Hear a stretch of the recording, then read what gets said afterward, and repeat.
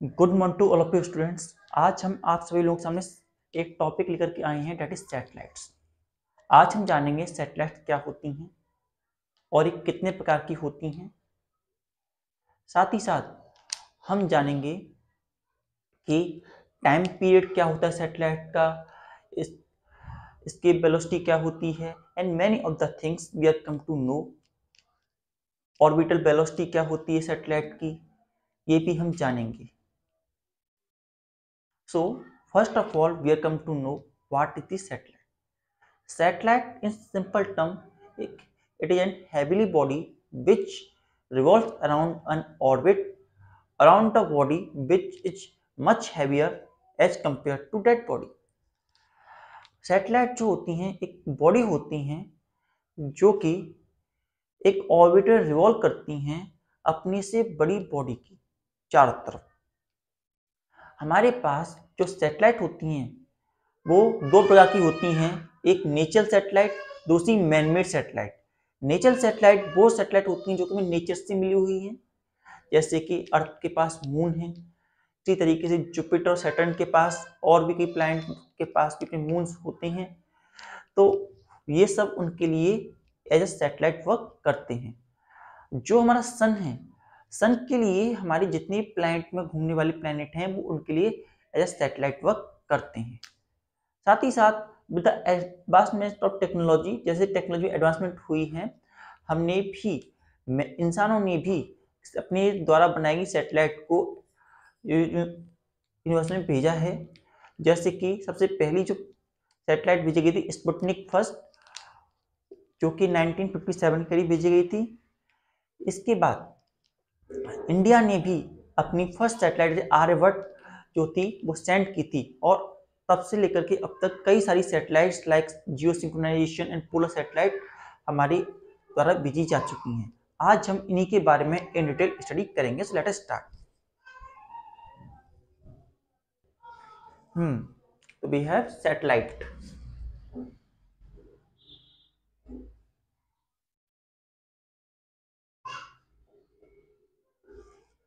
तो हम कह सकते हैं it is a body that revolve in a orbit around a much larger body, around a much larger body। एक ऐसी बॉडी जो कि अपने से बड़ी बॉडी के चारों तरफ ऑर्बिट में रिवॉल्व करती है, उसे हम सैटेलाइट कहते हैं। जो सैटेलाइट होती हैं वो दो प्रकार की होती हैं। First one is natural satellite, natural natural satellite like moon and artificial satellite, artificial satellite जो कि made by humans, made by humans, जो हमने बनाई हैं वो सैटेलाइट्स। तो सैटेलाइट भी दो तरह की होती हैं, natural satellite and artificial satellites. हाँ, एंड दीज नेचुरल सैटेलाइट हम सिंपल टर्म में कह सकते हैं the natural satellites made by nature, made by nature. Nature के टर्म में जितनी प्लैनेट होते हैं वो सभी प्लैनेट हमारे अर्थ सन के लिए एज अ सैटेलाइट वर्क करते हैं। इसके अलावा आर्टिफिशियल सैटेलाइट जो हमने अपनी इंफॉर्मेशन गेन करने के लिए बनाई है, सबसे पहली सैटेलाइट जो थी 1957 में स्पुतनिक फर्स्ट जो थी वो बनाई गई थी। Sputnik first first by Russia, जो कि वो उसमें यूएसएसआर हुआ करता था। इसके बाद जो हमारी इंडिया है उसने भी अपनी सबसे पहली सैटेलाइट अराउंड 1975 में सेंड की, दैट इज आर्यभट्ट, जो कि इंडिया के द्वारा सबसे पहली सैटेलाइट जो थी सेंड की गई थी। These are the artificial satellites. वहीं नेचुरल सैटेलाइट जो होती हैं हमारी, हम कहना चाहें तो जितनी प्लैनेट, ऑल प्लैनेट्स जितने भी हैं वो सन के लिए एज ए सैटेलाइट हैं। इसी तरीके से अर्थ के पास मून है, जुपिटर एंड सैटर्न के पास भी मून होते हैं। They are different in number. Like जो जुपिटर है उसके पास 16 सैटेलाइट्स होती हैं, वहीं सैटर्न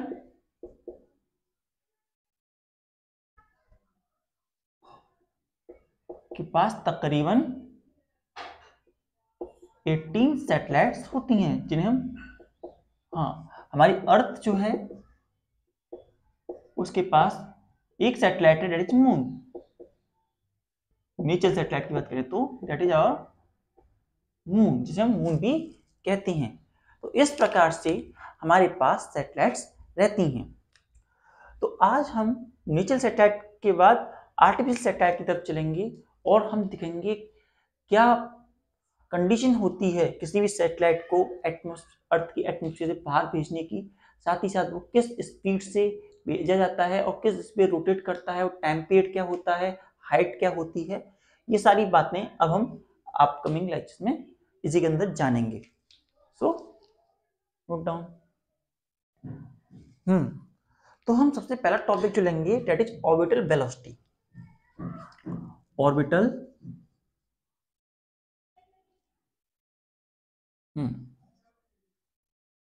ऑर्बिटल वेलोसिटी से हम स्टार्ट करेंगे। तो ऑर्बिटल वेलोसिटी को हम कह सकते हैं वो कम से कम वेलोसिटी जो कि एक सैटेलाइट को रिक्वायर होती है, जिसे लेकर के वो अर्थ के एटमॉस्फेयर में रिवॉल्व कर सके या अराउंड उसके अराउंड में ऑर्बिट में रिवॉल्व कर सके, वो मिनिमम वेलोसिटी, उसे हम ऑर्बिटल वेलोसिटी कहते हैं। तो minimum velocity required by a satellite to revolve around a earth in a given orbit, दी गई ऑर्बिट के अंदर वो कम से कम वेलोसिटी जिसको लेकर के जो हमारी सैटेलाइट है वो रिवॉल्व कर सके अर्थ के चारों तरफ और हमें इंफॉर्मेशन प्रोवाइड कर सके, उस मिनिमम वेलोसिटी को हम ऑर्बिटल वेलोसिटी कहते हैं। हम सबसे पहले ये देखेंगे कि हम किस प्रकार से एक सैटेलाइट को अर्थ के एटमॉस्फेयर में पहुंचाते हैं। तो इसके लिए हम सबसे पहले एक अर्थ को लेंगे। Let us assume it's an earth, it is going to be our earth. ये हमारे पास अर्थ है। हम इस अर्थ पर एक टावर को खड़ा कर देते हैं। It is the tower we have to have. हमने ये टावर यहाँ पे इस प्रकार से खड़ा कर दिया है। Now first note down.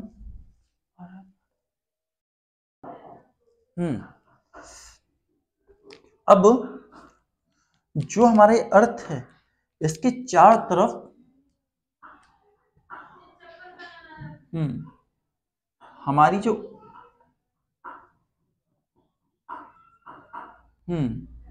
इस एरिया में हमारी अर्थ के चारों तरफ ये सैटेलाइट जो है इसे हमें रिवॉल्व कराना है, रोटेट कराना है। वहीं अगर हम बात करें ये जो है पूरा एरिया जो है यहां से लेकर पूरा यहां तक, ये अर्थ का ग्रेविटेशनल फील्ड है। It is the earth gravitational field. ये हमारी अर्थ का ग्रेविटेशनल फील्ड है। और अगर हम डॉट लाइन को ज्वाइन कर सकें ये वो ऑर्बिट है जिसके चारों तरफ हमारी अर्थ जो है, जो हमने सैटेलाइट बनाई है, इस ऑर्बिट के चारों तरफ, इस ऑर्बिट में हमारी सैटेलाइट रिवॉल्व करेगी। ऑर्बिट है हमारी, ऑर्बिट है हमारी सैटेलाइट की। नाउ अब हम क्या करते हैं कि हम यहां से एक बॉल लेते हैं, एक बॉल हमने यहां से इसे थ्रो किया, तो वो यहां से यहां गिरा ए पोजीशन पर, दैट इज A1। नाउ हमने अब थोड़ी सी और स्पीड बढ़ाई उसकी, और वो यहां से A2 पोजीशन पे आ गया। नाउ फिर हमने थोड़ी सी और उसकी वेलोसिटी बढ़ाई और उसे हमने A3 पोजीशन पे ले गए।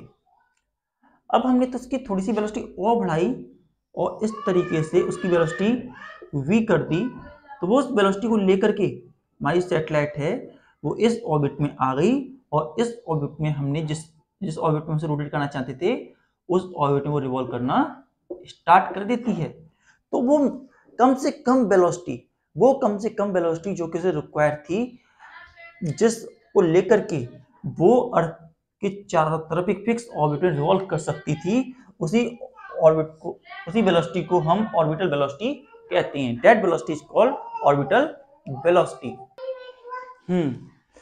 तो हम यहाँ पर देख सकते हैं, अगर हम इसमें कुछ बातें समझें, यहाँ पर जो हमारी बॉडी है, जो हमने बॉडी ली यहाँ पर, ये बॉडी सैटेलाइट की जो बॉडी है, इसका मास स्मॉल m है। जो हमारी अर्थ है उसका मास जो है कैपिटल M है। जो हमारी अर्थ है उसका रेडियस r है, और जिस सैटेलाइट में वो रिवॉल्व करना चाहती है, इस अर्थ को मैं थोड़ा सा यहाँ दिखाता हूँ, जिस सैटेलाइट में रिवॉल्व करना चाहती है वो यहां से लेकर के यहाँ तक का डिस्टेंस हमने स्मॉल r लिया, और जितनी हाइट पे लेके गए हम उसे, यहां से यहां तक की हाइट वो हमारी h के बराबर है। That height is become equals to h। तो ये सारी बातें हमारे पास हैं।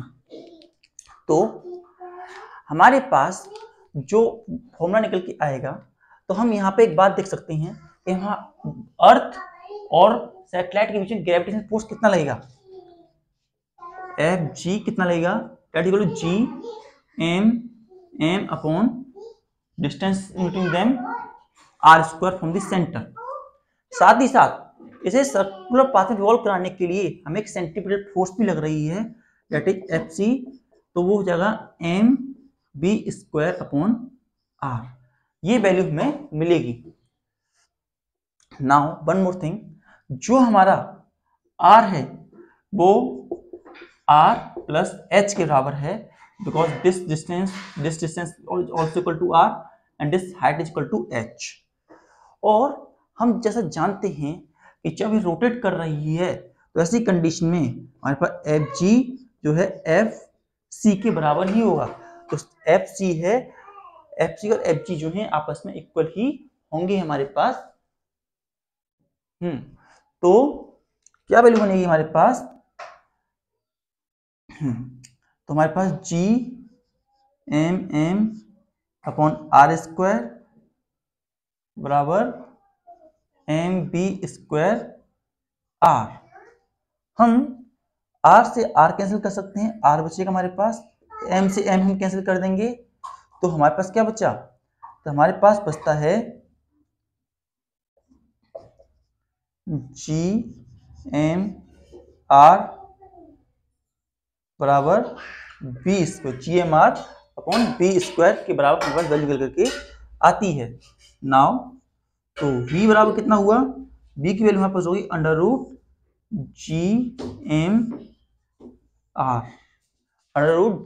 √GMR, और यहाँ r की वैल्यू r प्लस h है, तो हम यहाँ r प्लस h रख सकते हैं। तो वेलोसिटी की वैल्यू हमारे पास होगी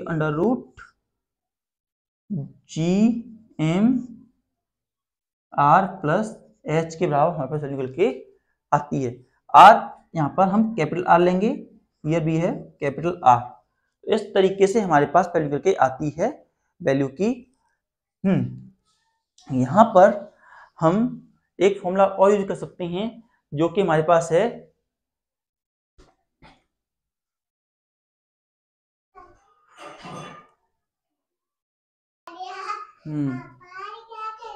यहाँ पर जो हमारे पास वैल्यू है एक्स इंटू ग्रेविटी की Gm/r², ये वैल्यू है हमारे पास। नाउ अगर हम यहाँ से Gm को धर लें और r को धर लें तो Gm की वैल्यू हमारे पास बनती है Gm इक्वल टू Gr² के बराबर वैल्यू निकल करके आती है हमारे पास। तो अगर हम यहाँ पर ये वैल्यू रख दें तो हमारे पास जो वैल्यू बनेगी वो हमारे पास बन जाएगी v equals to under root Gr² r plus h के बराबर। Now velocity v equals to r under root Gr plus h के बराबर हमारे पास वैल्यू निकल के आती है। तो इस तरीके से हम वेलोसिटी की वैल्यू निकाल सकते हैं कि मिनिमम वेलोसिटी कितनी होगी जब हमारी बॉडी रिवॉल्व करेगी। ऑर्बिटल वेलोसिटी कितनी होगी एक सैटेलाइट को ऑर्बिट में ले जाने के लिए हम इस फॉर्मूले की मदद से वो फाइंड आउट कर सकते हैं। तो नोट इट डाउन।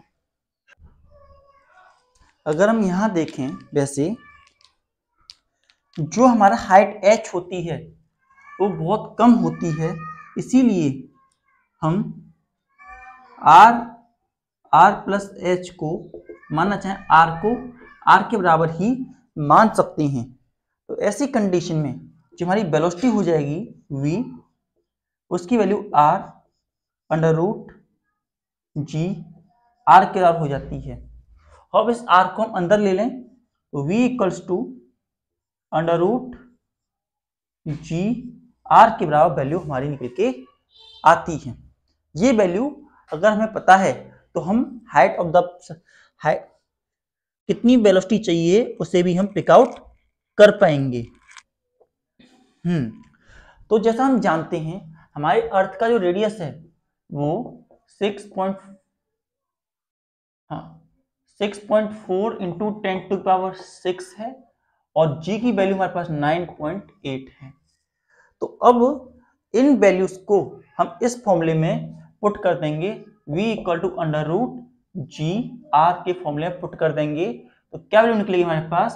तो हमारे पास वैल्यू हो जाएगी अंडर रूट 9.8 इंटू 6.4 इंटू 10⁶, और इसे सॉल्व करने पर हमारे पास जो वैल्यू आती है वो 7.92 किलोमीटर पर सेकेंड, 7.92 किलोमीटर पर सेकेंड। तो ऑर्बिटल वेलोसिटी या मिनिमम ऑर्बिटल वेलोसिटी जो किसी भी सैटेलाइट की होती है, अगर रेडियल अर्थ के रेस्पेक्ट में इतनी ग्रेविटी लग रही है तो इतनी मिनिमम वेलोसिटी उसके पास होनी चाहिए। अगर कोई बॉडी इतनी स्पीड चल रही है तो वो उस अर्थ की ऑर्बिट को पास आउट करने में कैपेबल हो जाएगी। Note it down.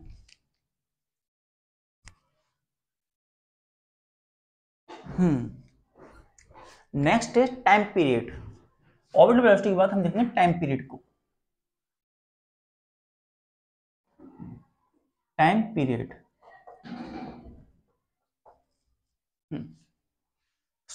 Time period को हम कैसे डिफाइन कर सकते हैं। हम कह सकते हैं it is the time taken by satellite to complete one revolution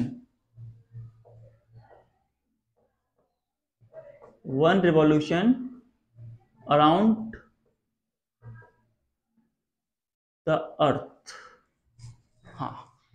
तो time taken by a satellite to complete one revolution around the earth, उसे ही हम कहते हैं टाइम पीरियड। टाइम पीरियड को हम जैसे जानते हैं, टाइम पीरियड जो होता है, टाइम पीरियड जो होता है बराबर होता है डिस्टेंस ट्रेवल्ड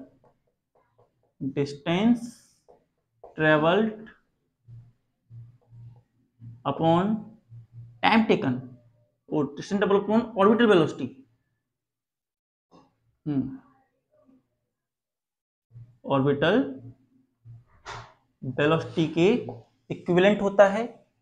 नाउ डिस्टेंस जो होगा हमारा पूरा वो 2 पाई आर है और बेल ऑर्बिटल वेलोसिटी v है। तो टाइम t हमारा जो है वो 2 पाई आर अपॉन v के बराबर होता है। नाउ जो हमारा v है, जो हमारा v है उसकी वैल्यू हमारे पास होती है, जैसे हम देखते हैं हमारे पास क्या वैल्यू आई थी,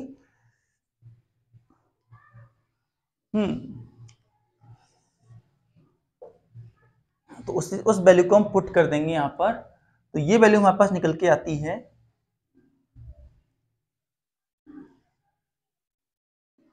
2 पाई आर अपॉन, यहां से ये वैल्यू निकली है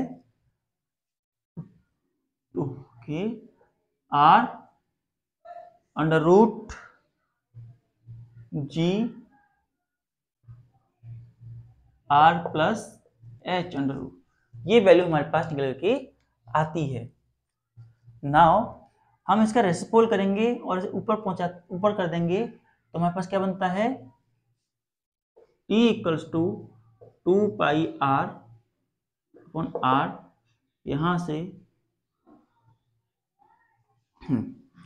2 पाई आर और हमारा नीचे आर है और इसे ऊपर लेके गए तो अंडर रूट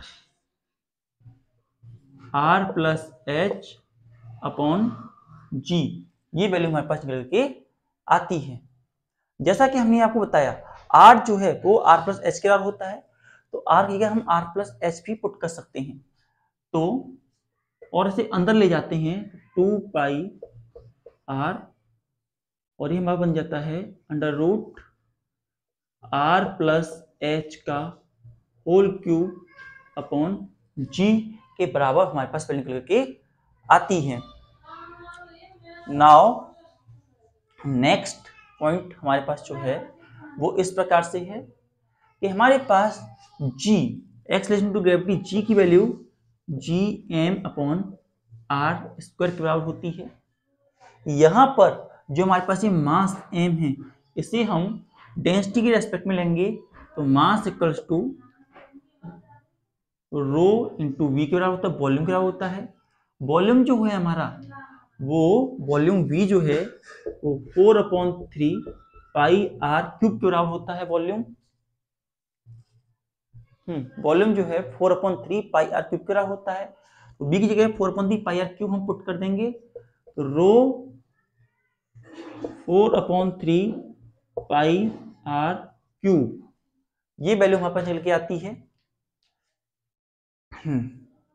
और यहां हम r जो लेंगे, जो कैपिटल आर इसके रेस्पेक्ट आर है तो इसे कैपिटल के आर में लेंगे, हम आर क्यूब लेंगे। नाउ जब इसमें वैल्यू पुट करते हैं तो क्या हमें मिलता है, तो g equals to G R cube और इधर 4/3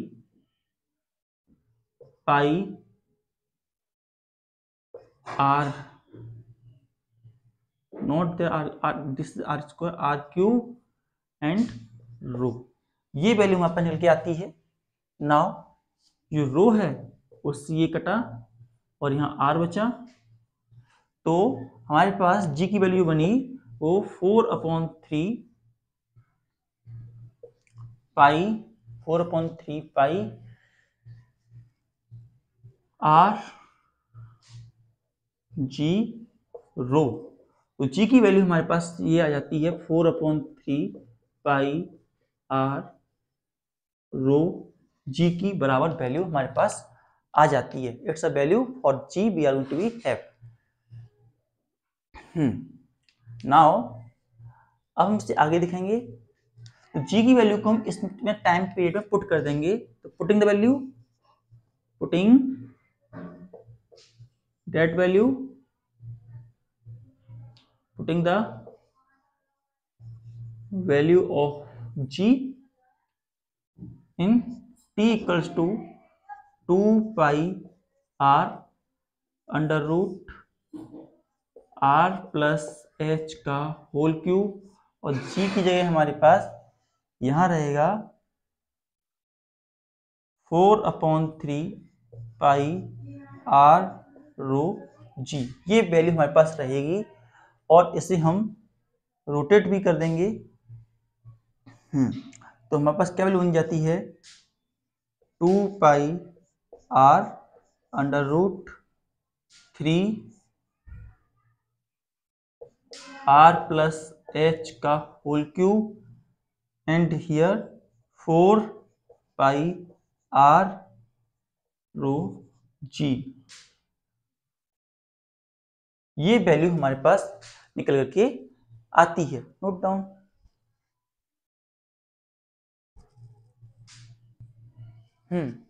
नाउ अब हम इस 2 पाई आर को अंदर लेकर के जाएंगे और नोटिफाई करेंगे क्या होता है टाइम टी। तो अंदर लेके गए हम इसको, तो हमारे पास वैल्यू क्या बनती है, we get the value under root इसका स्क्वायर कर देंगे 2 पाई आर का होल स्क्वायर एंड हियर हमारे पास है 3 आर प्लस एच का whole cube upon 4 pi R rho G. तो ये वैल्यू हमारे पास बनती है क्या, under root 4 pi square R square and here 3 R plus H का whole cube and 4 pi R rho G के बराबर वैल्यू हमें मिलती है। तो यहाँ से 4 से 4 कैंसिल, 1 पाई से 1 पाई कैंसिल और इस आर को हमने अंदर मल्टीप्लाई कर दिया। तो टाइम टी की वैल्यू हमारे पास निकल के आती है यहाँ पर 3 पाई आर प्लस एच का whole cube, 3 pi R plus H का होल क्यूब एंड रो और R into R, R cube rho R cube G के बराबर वैल्यू निकल के आती है। हम जैसे जानते हैं कि जो हमारा r प्लस एच है वो तकरीबन r के बराबर है, क्योंकि h जो है बहुत छोटा है एज कंपेयर टू r, इसीलिए हम इसे r के बराबर मान लें तो under root 3 pi R cube rho R cube G, rho से आर कैंसल। तो टी की वैल्यू हमारे पास क्या बनी, टी की वैल्यू हमारे पास आ जाती है अंडर रूट 3 पाई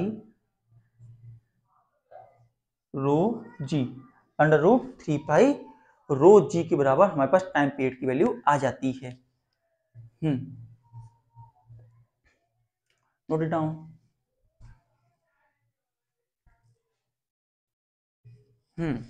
इसके बाद अब हम डिटरमाइन करेंगे height of the satellite of the earth surface, कि ये हाइट h जो है, ये हाइट h जो हमें मिली है वो कितनी है, height of the planet, height of the planet above the earth surface, earth surface height कितनी है हमारी, h हमारी कितनी निकल करके आती है। तो इसके लिए हम जो फॉर्मूला यूज करेंगे, यहां से इसी फॉर्मूले को पुट करते हैं। तो हमारे पास फॉर्मूला है वो t equals to 2 pi R upon V के बराबर है, 2 पाई आर अपॉन वी के बराबर फॉर्मूला है हमारे पास। सो हमने यहां वैल्यू पुट की,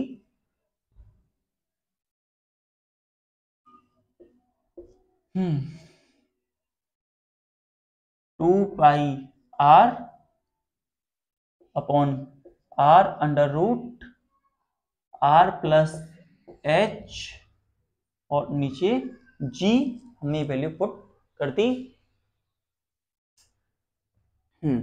और इसे आर प्लस एच मान करके इसका मल्टीप्लाई हमने अंदर कर दिया।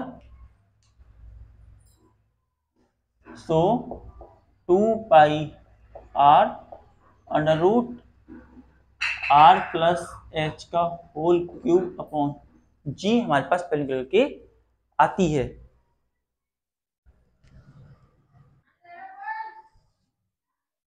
तो अब हम इससे और इसे साथ में रखेंगे, t equals to 2 pi r under root r plus h का होल क्यूब अपॉन के g। अब हम दोनों साइड स्क्वायर कर देते हैं, squaring both side, squaring both side, दोनों साइड स्क्वायर कर दिया हमने, तो टी स्क्वायर यहाँ 4 pi square upon R square dot यहाँ आर प्लस एच का होल क्यूब अपॉन जी। ये वैल्यू हम अपने निकलेगी। हम सारी वैल्यूज को इधर ले जाते हैं, टी स्क्वायर आर जी अपॉन 4 पाई स्क्वायर, ये जो है आर प्लस एच का होल क्यूब की बराबर बनती है, आर स्क्वायर की बराबर बनती है। नाउ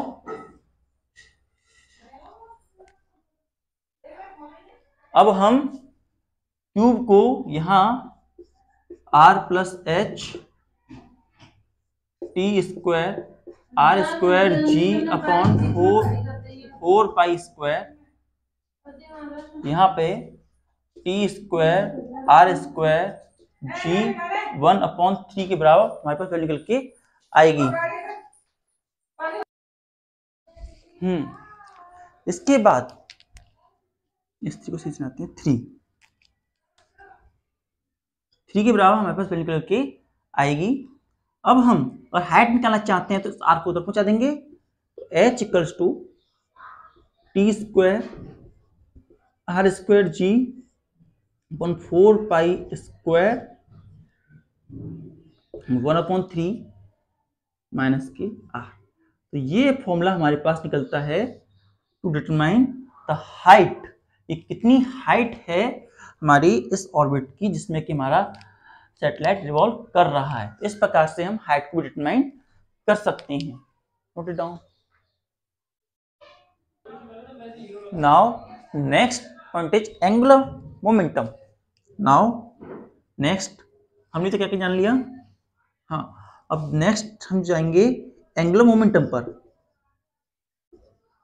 एंगुलर मोमेंटम, हमारी जो अर्थ रिवॉल्व कर रही है इसका एंगुलर मोमेंटम कितना होगा। तो एंगुलर मोमेंटम का फॉर्मूला जो हमारे पास होता है वो L equals to M V R के बराबर होता है, L equal to M V R. अभी हमने ऑर्बिटल वेलोसिटी का फॉर्मूला निकाला था, वो कौन सा था, हाँ ये ऑर्बिटल वेलोसिटी का हमने जो फॉर्मूला निकाला था वो v equals to under root G M upon R के बराबर हमने वैल्यू निकाली थी ऑर्बिटल वेलोसिटी की।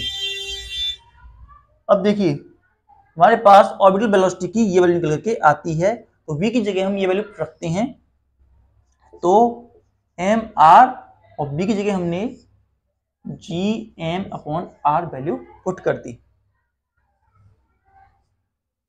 हाँ ये कैपिटल आर है हमारा। अब यहाँ पे एम और आर का अगर हम अंदर ले जाएं तो एल की वैल्यू हमारे पास क्या बन जाती है, under root M square R square and G M upon R, ये वैल्यू बनती है। यहां से एक आर से एक आर कैंसिल हो गया, note down.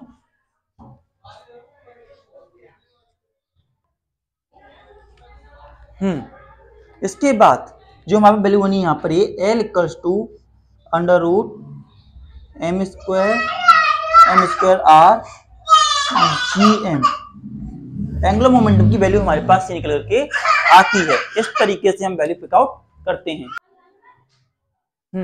Next point we are going to take it a binding energy. Binding energy, binding energy क्या होती है? Binding energy is that minimum energy which is required by us to remove the satellite from the orbit.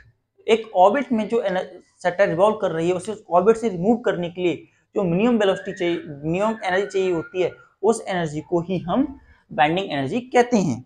तो इसे किस तरीके define करेंगे? तो हम कह सकते हैं minimum energy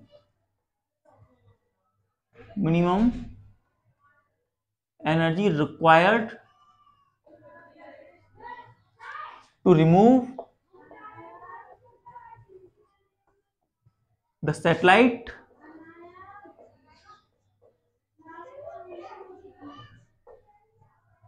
from the orbit. वो मिनिमम एनर्जी जो कि एक सैटेलाइट को उसकी ऑर्बिट से रिमूव करने के लिए चाहिए होती है, उसे हम बाइंडिंग एनर्जी कहते हैं।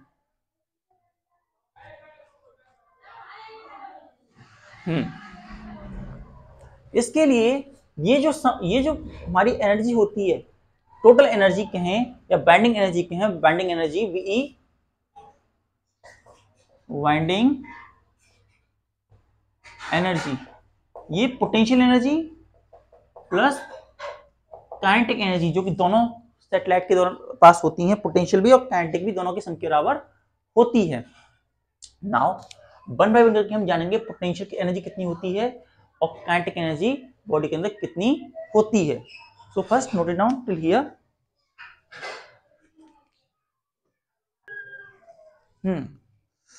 तो जो पोटेंशियल एनर्जी होती है, पोटेंशियल एनर्जी उसकी value negative G M upon R के बराबर होती है, जो कि अभी हमने कुछ समय पहले निकाला था। पोटेंशियल एनर्जी की वैल्यू जी एम आर के बराबर हम वैल्यू ऑब्टेन हुई थी।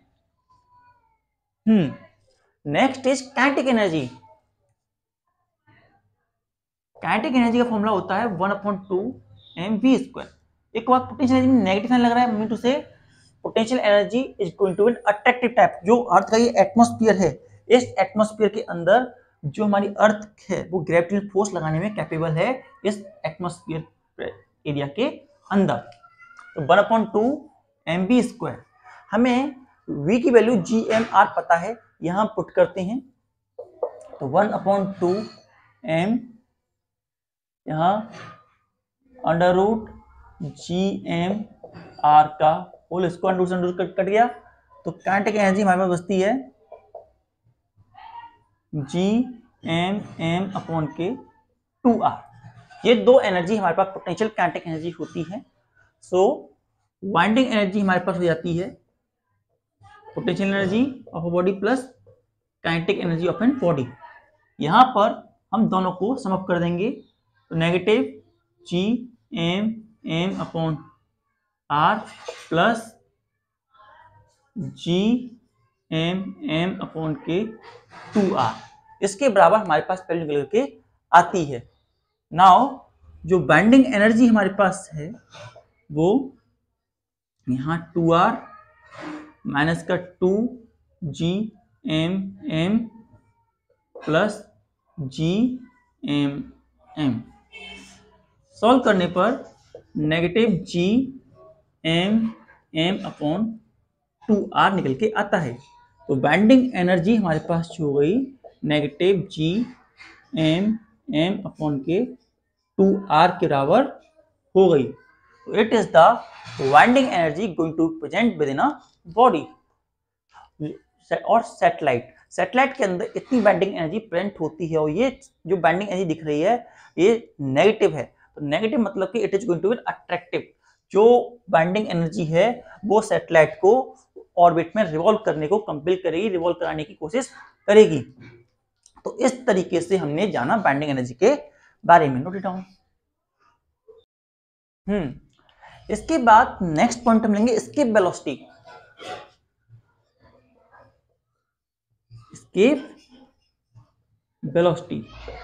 एस्केप वेलोसिटी वो मिनिमम वेलोसिटी होती है जिसकी मदद से जो हमारी सैटेलाइट है या बॉडी है वो अर्थ की सरफेस को क्रॉस कर जाए या अर्थ के ग्रेविटेशनल फील्ड जो है उसे क्रॉस कर जाए, वो मिनिमम वेलोसिटी उसे हम एस्केप वेलोसिटी कहते हैं। जिस प्रकार अगर हम किसी बॉल को ऊपर फेंकते हैं तो एक समय के बाद वो नीचे आ जाता है, लेकिन अगर हम उसे एस्केप वेलोसिटी से थ्रो करें तो दोबारा रिटर्न होकर के नहीं आएगा। तो वो मिनिमम वेलोसिटी जिसे की मदद से हम बॉडी को थ्रो करते हैं उस बॉडी को हम एस्केप वेलोसिटी कहते हैं। जैसे हम देखते हैं यहाँ पर ये हमारे पास अर्थ है, अर्थ का ये सेंटर है, अर्थ का यहां से लेकर के यहां तक अर्थ का ये रेडियस है, it is the radius of the earth. यहां से हमने इस बॉडी को थ्रो अप किया और यहां ये अर्थ का एटमॉस्फेयर रहा है,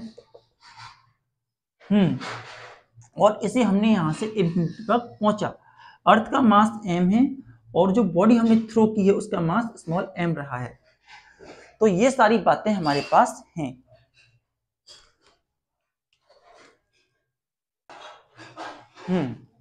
तो हमने कितना वर्क किया, तो वर्क या एनर्जी हमारे पास सेम टर्म होता है F.dx की फॉर्म में। नाउ g की वैल्यू हमारे पास, अगर मास m है, रेडियस इतना है, अगर हम यहां से यहां तक रेडियस मान लें, इसका पूरा x मान लें, और स्मॉल डिस्टेंस ने जो चला यहां से यहां तक का इसे dx मान लें, dx डिस्टेंस लेने के लिए कितना वर्क उसे करना पड़ा। g की वैल्यू हमारे पास, f की वैल्यू हमारे पास हो जाएगी g m x square dx हो जाएगी। Now total amount of work done, कितना उसे वर्क करना पड़ा, तो उसके लिए हम करेंगे इंटीग्रेशन, पहले भी हम कर चुके हैं। इंटीग्रेशन कहां से कहां, r से इंफिनिटी तक, r से लेकर के इंफिनिटी तक हमने कितना वर्क उसमें किया, तो g m x square dx, सारी वैल्यू को पिक आउट कर लो, बाहर निकाल लो, और क्या बचता है हमारे पास, यहां देखते हैं, work equals to g m integration r to infinity 1 x को हम ऐसे लिखते हैं 1 माइनस का 2 dx ले सकते हैं, और ये वैल्यू हमारे पास क्या बन जाती है g m, और यहां से x माइनस के 2+1 और माइनस के 2+1, कहां से r से लेकर के इंफिनिटी तक। सो अब इससे हम कैसे लिख सकते हैं, इसी को करते हैं g m और यहां माइनस के 1/x, माइनस के बाहर निकाले हमने, और r से इंफिनिटी तक। सॉल्व करने पर हम इसे थोड़ा सा यहां सॉल्व कर देते हैं। यहां से वर्क डन जो हमने किया वो निकल के आता है negative g m upon minus के r, इससे कैंसिल हो गया, तो वर्क डन हमारे पास कितना आया, g m अपॉन r के अलावा हमारे पास वैल्यू निकल के आई। Note it down.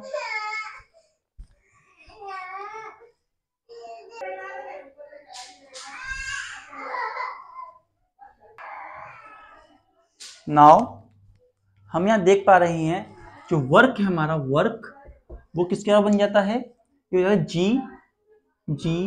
m और यहाँ 1/x r से इंफिनिटी तक, वहां से हमें ये वैल्यू मिली, तो वर्क की वैल्यू हम यहां से ले सकते हैं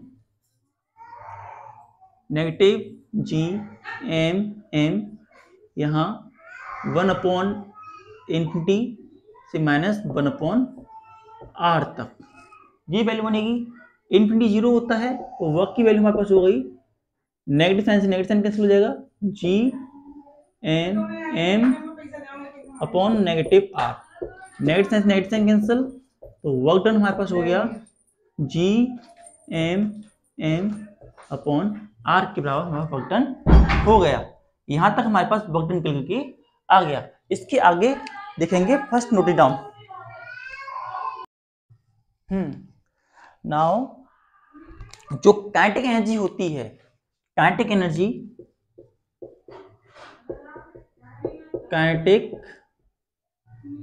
एनर्जी जो होती है बॉडी के अंदर, वो बराबर होती है हमारी 1/2 mv² के बराबर होती है। काइनेटिक एनर्जी इसके बराबर होती है हमारी, और ये वर्क डन जो होता है, जो वर्क डन हमने किया और ये जो वर्क डन किया, दोनों बराबर होते हैं, तो इसीलिए हम इसके वेलोसिटी को और ये काइनेटिक एनर्जी और इन दोनों को बराबर रख सकते हैं। अपन वर्क एनर्जी जितना वर्क हमने किया वो सारा इसके बराबर होगा, तो ठीक है। तो वर्क डन इक्वल्स टू तो इसे हम दोनों बराबर रखेंगे तो क्या बनेगा 1/2 mv² Gm/m/k/r, ये वैल्यू बनी। 1/2 mv को इधर ले गए, b² इक्वल्स टू 2 और m से m कैंसिल हो गया तो Gm/r बना। यहां से v² को इधर ले जाते हैं तो v की वैल्यू बन जाती है √2 Gm/r के बराबर वैल्यू बन जाती है हमारे पास। Now from gravitational formula g की वैल्यू हमारे पास थी √Gm/r²। नो यहाँ पे Gm/r² है हमारे पास वैल्यू, केवल Gm/r² के बराबर वैल्यू है। और अगर Gm/r² के बराबर वैल्यू है तो Gm की वैल्यू हमारे पास Gr² के बराबर आ गई। तो अब हम इस Gm की जगह Gm/r² लिख सकते हैं। तो वेलोसिटी की जगह में यहाँ का 2 Gr²/r।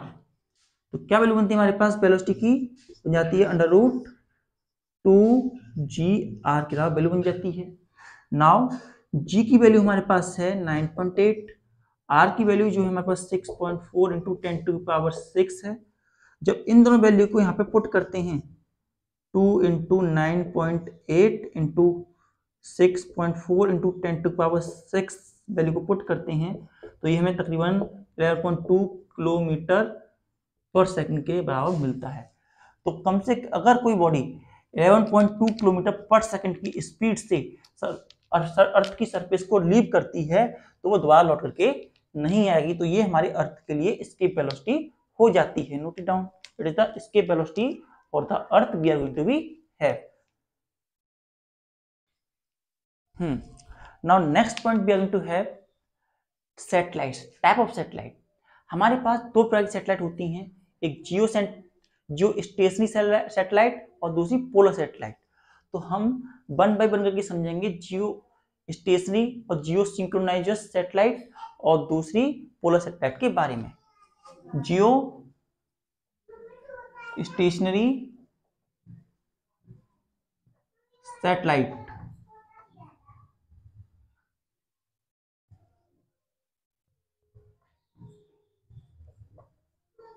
Jio stationery satellite.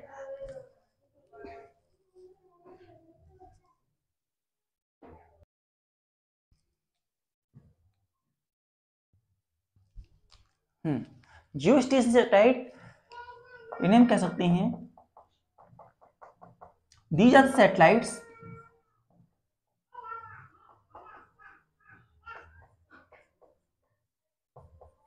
that appears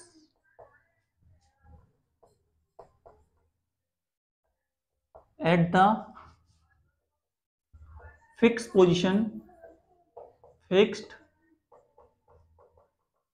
position and at fixed height from the surface।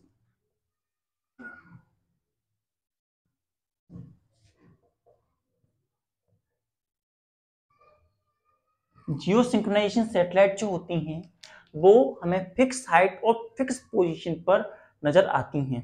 ऐसी सैटेलाइट को हम जियो स्टेशनरी सैटेलाइट भी कहते हैं। Such type of satellite are also called geostationary satellites. Geostationary satellite को जियो सिंक्रोनाइजेशन सैटेलाइट भी कहते हैं क्योंकि ये हमें फिक्स स्पीड पे नजर आती हैं। इसका मतलब ये नहीं कि मोशन नहीं करती हैं, असल में ये भी मोशन करती हैं, बट इनकी जो मोशन होती है वो बराबर होती है with the motion of earth. Earth जिस स्पीड से रोटेट करती है उसी स्पीड से ये सैटेलाइट भी रोटेट करती हैं, इसीलिए जियो सिंक्रोनाइजेशन सैटेलाइट भी कहते हैं। दे आर आल्सो कॉल्ड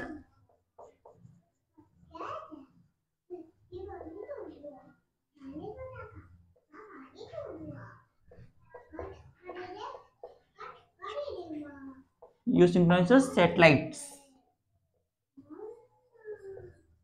जो सबसे पहली जियो सिंक्रोनाइज सैटेलाइट दी गई थी वो टेलस्टार थी, टेलस्टार YUSA इन सैटेलाइट को कम्युनिकेशन सैटेलाइट भी कहते हैं।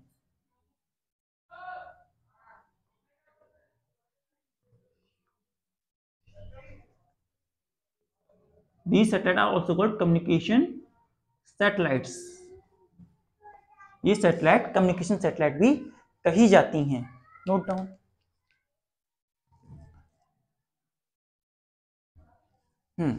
नेक्स्ट टाइप की सैटेलाइट जो होते हैं बोलते हैं पोलर सैटेलाइट्स। पोलर सैटेलाइट्स जो हमारे पास नेक्स्ट टाइप की सैटेलाइट निकल के आती हैं वो हमारी पोलर सैटेलाइट्स होती हैं। और पोलर सैटेलाइट जो होती हैं वो अगर ये हमारी अर्थ है, ये हमारे अर्थ का इक्वेटर है, इक्वेटर, प्लेन ऑफ इक्वेटर। ये सैटेलाइट हमारे प्लेन और ये हमारे पास एक्सिस है अर्थ की, पहले नॉर्थ एंड साउथ। तो ये सैटेलाइट जो होती हैं रिवॉल्व करती हैं ऑन द एंगल इस तरीके से नॉर्थ टू साउथ। और सिंपल टर्म में बोलें तो ये सैटेलाइट हमारे इक्वेटोरियल प्लेन से 90 डिग्री का एंगल बनाती हैं। जो इक्वेटर का प्लेन है हमारा, ये इक्वेटोरियल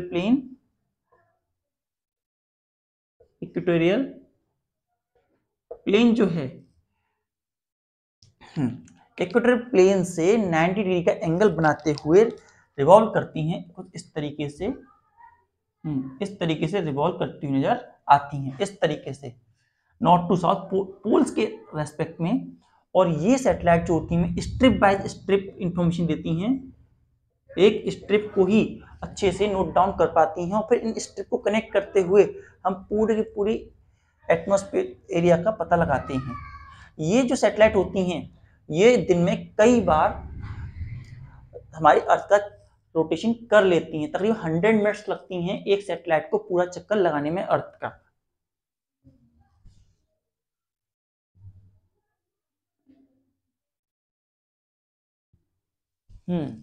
तो ये सारी सैटेलाइट्स जियो स्टेशनरी, जियो पोलर सैटेलाइट, ये हमारी 2 प्रकार की सैटेलाइट होती हैं। तो ये सारी बातें थी जो हमने आपको सैटेलाइट्स के बारे में बताई। I hope you understand, note it down.